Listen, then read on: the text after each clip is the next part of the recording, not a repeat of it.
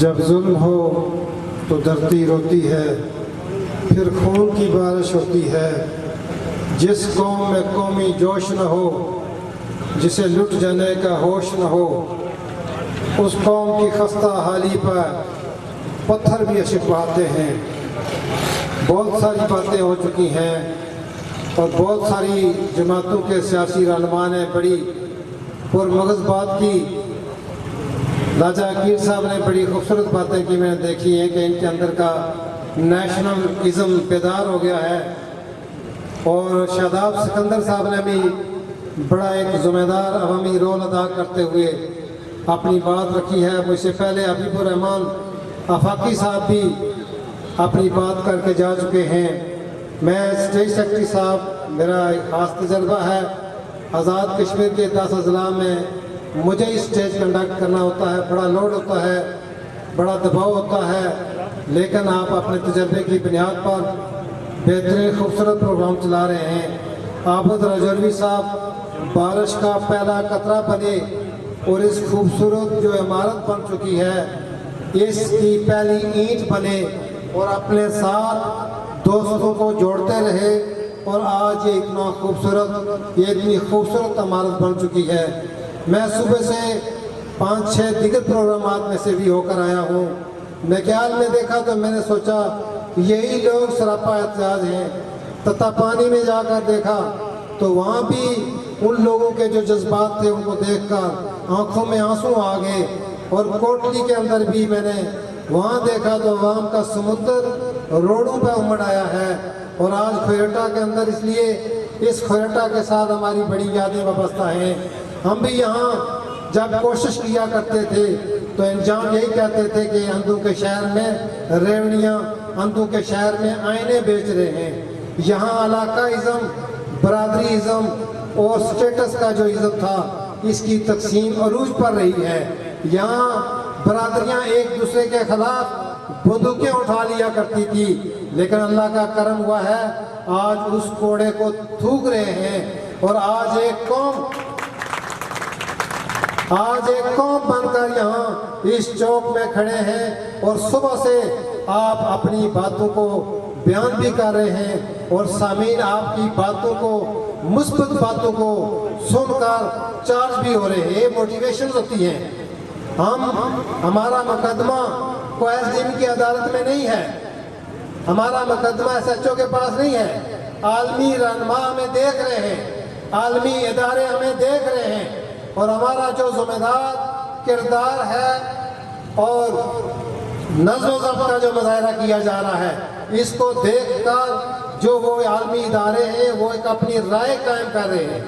بہت جلد آپ لوگوں، میں سوچ رہا تھا کہ آزاد کشمیر کی جو قانون ساز اسمبلی ہے ایک بڑی باوقار ہوگی، ایک قانون سازی کرے گی، لیکن انہوں نے خوشامد کرتے ہوئے اپنے وقار کو بھی داؤ پہ لگایا ہوا ہے، اور ایک حوالدار آ کر کہتا ہے 48 ووٹ آپ نے ادھر دینے ہیں، اور 2, 3, 4 کو غیر حاضر کر کے ایک اسمبلی بنا کر وہ لانچ کرتا ہے، اور پھر وہ وزیر اعظم عوام میں نہیں آتا۔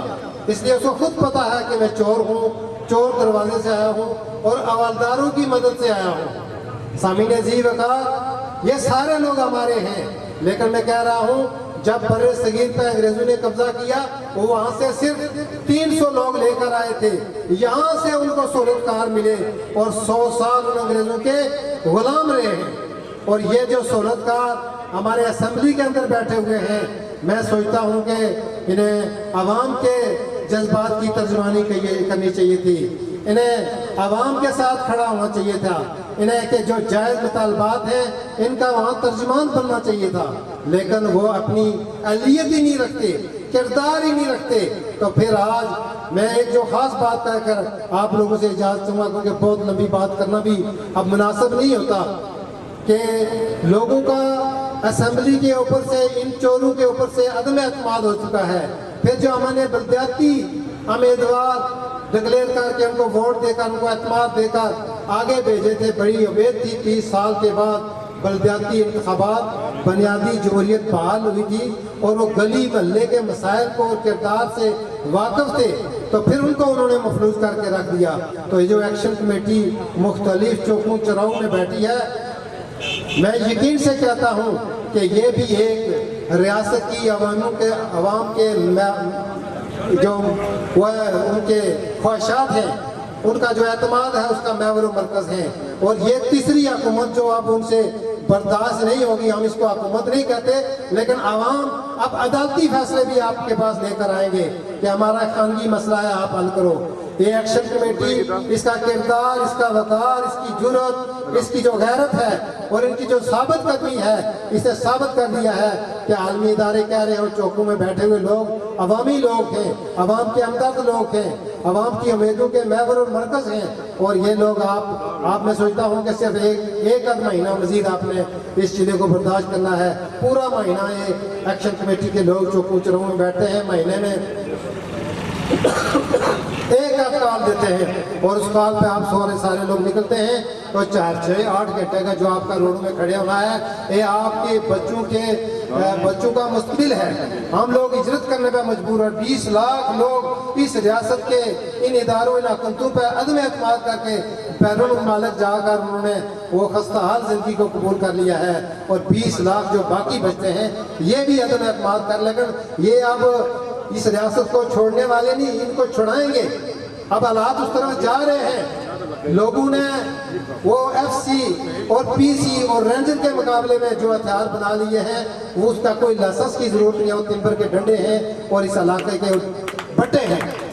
تو ہمیں ڈرانے کی جو کوشش کی جا رہی ہے، یہ ان کی بھول ہے۔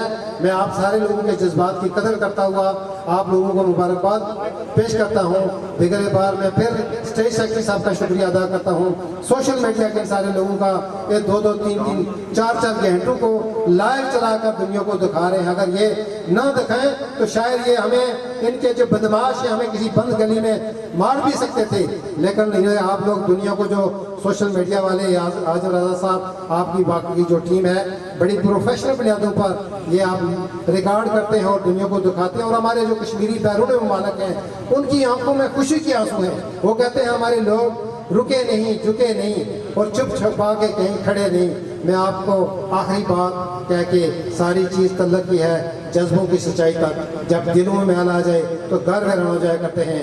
آپ لوگوں کے دل صاف ہیں، آپ جڑے رہیں۔ ان لوگوں کے دل خراب ہیں، وہاں وہ اسمبلی میں جو چھترول ہونے والی ہے، اس کو بھی سوشل میڈیا والوں سے گزارش کروں گا، ان کو بھی لائق کوریج دیں۔